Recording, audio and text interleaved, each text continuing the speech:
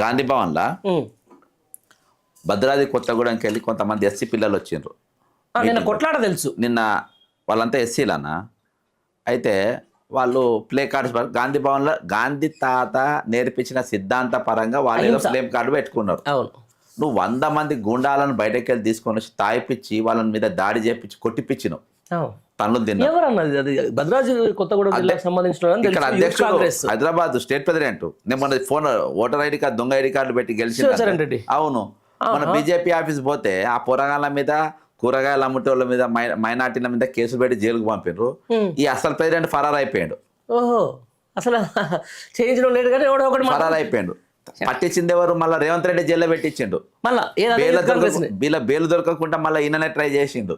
ఈయన యూత్ కాంగ్రెస్ అంటే పడదన్న రేవంత్ రెడ్డికి. అదే మళ్ళీ సేమ్ మళ్ళీ ఇంకో లీడర్ అవుతారన్నా? లేదు లేదు లేదు, దీని చరిత్ర తెలియదు మీకు. అయితే 2002లో state youth Congress general secretary కావాలని షోకు.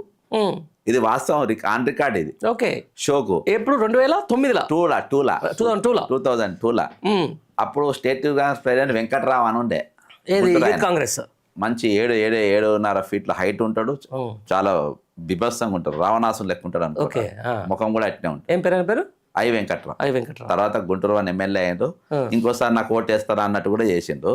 సరే, ఆ మనిషి ఆయనకు 2 లక్షలు ఇచ్చిండు మనోడు. ఈయన దోస్తు ఇద్దరు ఇచ్చిండ్రు. వీళ్ళిద్దరు కలిసి ఇచ్చిండ్రు. ఆయనకు వచ్చింది పోస్టు, ఈయనకి ఇయ్యలే. ఎందుకు ఇయ్యలేదంటే అప్పుడు కాంగ్రెస్ పార్టీ రాజశేఖర్ రెడ్డి గారికి వ్యతిరేకస్తులకు వాళ్ళ కుటుంబాలు హాని తలపెట్టిన వాళ్ళకు ఈయన ఏదో షెల్టర్లు ఇచ్చిండ్రు, ఏదో దీంతో. తర్వాత ఈయన ఒక డీసీఎం తీసుకుపోయాడు. నా పైసలు నాకు ఇయ్యవా, నేను సామాన్ ఎత్తుకొస్తానని. ఎక్కడ? ఈ ఎమ్మెల్యే కార్డు వస్తాయి, నీ ఎమ్మెల్యే కార్డు వస్తాయి. ఐ వెంకట్రావు దగ్గరికి, ఐ వెంకట్రావు ఇంటికి. ఈ పార్క్ పక్కనే ఇల్లు ఉంటుంది. వేసుకుపోయాడు. చెప్పినా కదా రావణాసులకు. ఆయన చూసి ఏదో మాట్లాడిండు. ఇక పైసలు గీసారు అడిగా వెళ్ళిపోయాడు. ఆ రోజుకి పోస్ట్ రాలే. ఇక రాకుంటే ఇక మెల్లగా తప్పుకున్నాడు. ఆ రోజుకి వెళ్ళి యూత్ కాంగ్రెస్ అంటే పడదు. ఇక నేను అలా పోస్ట్ రాలేదు, ఎన్ని చేసినా అలా రాలేదు అని యూత్ కాంగ్రెస్ వాళ్ళు అంటే కోపం మంట. అది పెట్టుకుని వీళ్ళందరినీ జైలుకు పంపుదామని చూసిండు. ఎవరన్నా అధ్యక్షుడు ఇజ్జే నీకు చూస్తారని చూసిండ్రు. అట్లా పడది. నిన్న దినాన వాళ్ళని ఇష్టం వచ్చినట్టు కొడతారు. ఈ పొరగాలను పోయి పోలీసులకు కంప్లైంట్ ఇస్తారు. పోలీసు వాళ్ళు ఎఫ్ఐఆర్ చేయాలిగా కంప్లైంట్ ఇచ్చినాక. దానికి మహేష్ కుమార్ గౌడ్ ఫోన్ చేస్తారంట పోలీసులకు. ఫోన్ చేసి మీరు కేసు పెట్టకుండా మేము మాట్లాడతాం. అరే మహేష్ కుమార్ గౌడ డీజీపీ కానీ ఏఎస్పీ కానీ ఆయన మీరా? ఒక కంప్లైంట్ వస్తే మీరు ఎఫ్ఐఆర్ చేయాలి కదా. మీరు ఎందుకు చేయరు మీరు ఎఫ్ఐఆర్? అయితే ఏమైంది ఇక్కడ కట్టు, నాకు సంబంధం ఏం చెప్తాను. ఆ దెబ్బలు తిన్న నాకు ఫోన్ చేశారు. వీడియోలు మొత్తం నాకు పంపినరారు. అవి వచ్చినాయి నాకు. వాళ్ళు పంపు డిఫరెంట్ కదా. బయట నేను కూడా చూసిన. నాకు పంపి నాన్న మా దిక్కు మీరు మాట్లాడాలి, మా దిక్కు మీరు నిలబడాలి అంటే ఒక అధికార పార్టీ వాళ్ళు అటాక్ చేస్తారు. జైల్లోకి పోయినప్పుడు నాకే ఫోన్ చేసిండ్రు. ప్రెసిడెంట్ గారు ఫరార్ అయిపోతే ఓటర్ ఐడి కార్డులది వాళ్ళు నాకే చెప్పిండ్రు. నిన్న దాడి చేస్తే నాకే చెప్పిండ్రు. మరి కాంగ్రెస్ పార్టీ గాంధీ భవన్లో ఏం బీక్తున్నారు? ఏం బీకనికి మీరు ఉన్నారు అక్కడ నాయకులుగా? న్యాయమైన డ్యూటీ చేయాలి కానీ నువ్వు అరెస్ట్ చేయకుండా ఎట్లా ఆపుతావు? ఎస్సీ పిల్లలను కొడితే నేను చెప్తున్నా కానీ ఈ ప్రభుత్వం SC ST BC 29 GO is not for group 1. 29 GO is meant for SC ST BC minority for all the sections of Telangana. అన్ని రంగాలలో ఉన్న వాళ్ళందరికీ కూడా, ఒక గ్రూప్ 1కే కాదు, అన్ని రంగాలలో ఉన్న వాళ్ళు కూడా ఈ 29వ జీవో ఈరోజు వర్తించే తట్టుకున్నది. గాంధీ భవన్ సాక్షిగా ఈరోజు నీకు దళితుల పైన దాడి జరిగితే బాజాబ్తో ఒక ప్రెసిడెంట్ ఒక బయటకు వెళ్ళి కిరాయి గుండాలను తీసుకొచ్చి కొట్టిపిస్తే ఆయన మీద కేసు లేకుండా ఒక పార్టీ అధ్యక్షుడు ఆపితే ట్రాన్స్పరెంట్ ఎక్కడ ఉందానా?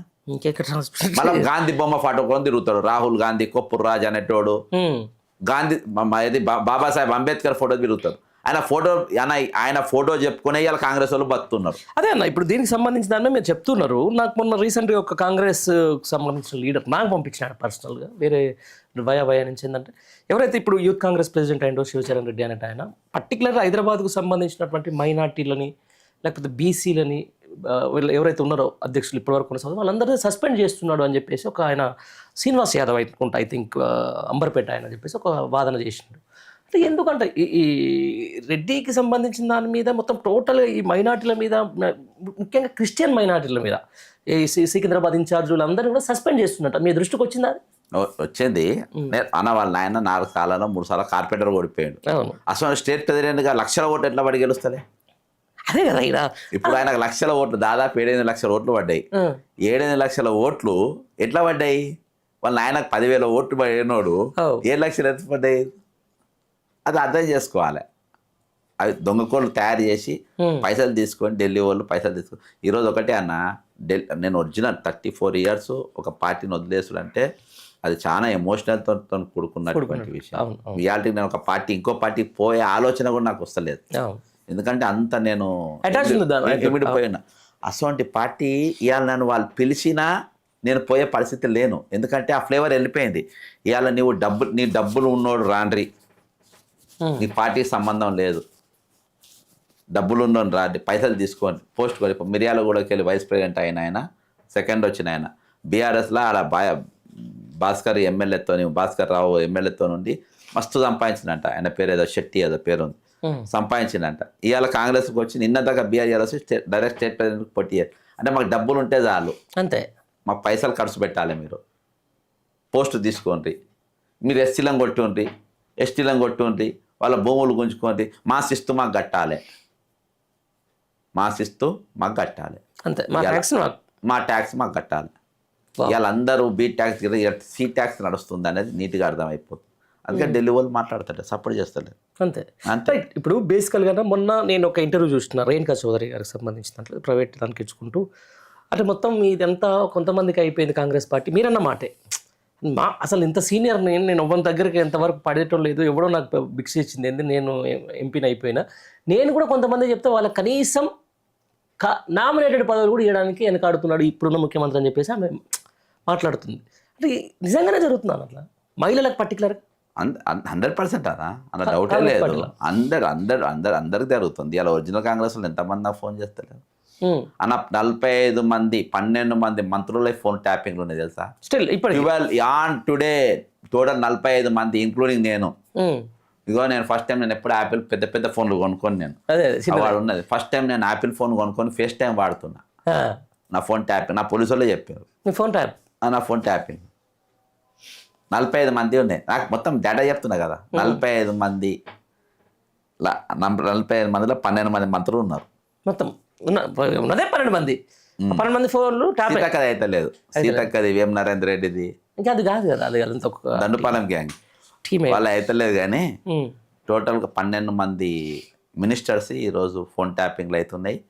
ప్లస్ దాదాపు 20 మంది ఎమ్మెల్యేలు అవుతున్నాయి, ఎంపీలు అవుతున్నాయి, ఆపోజిషన్ మెయిన్ టాప్ లీడర్స్ అవుతున్నాయి. ఇంకేముంది మళ్ళీ ఏమనంటే ఫోన్ ట్యాపింగ్ అంటారు. రేపు వాళ్ళు పోతారు కదా, మేము వెంబడి పడతాం కదా రేపు. అన్న ఖచ్చితంగా నువ్వు రాసుకో.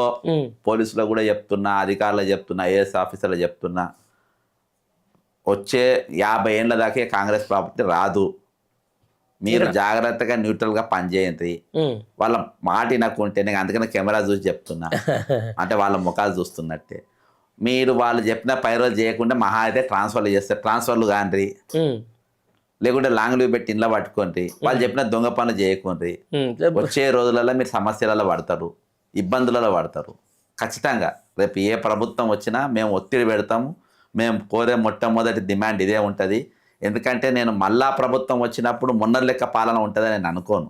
ఇక జాగ్రత్తగానే పనిచేస్తారు, ప్రజల హితంగా పనిచేస్తారు, ఇటువంటి అధికారుల సంగతి కూడా చూస్తారు. కాబట్టి నేను వీళ్ళకి చెప్పుకునేది ఏంటంటే, ఈరోజు మీరు వీళ్ళ బుట్టలలో పడి ఇప్పుడు ఈరోజు కాంగ్రెస్ అధికారం మేము ఏమైనా చేస్తామని మీరు అనుకుంటుండొచ్చు. వాళ్ళని తప్పించుకుంటారు కానీ మీరు తప్పించుకునే ఛాన్సే ఉండదు. ఖచ్చితంగా మీరు అంతా బొక్కలో పోతారు.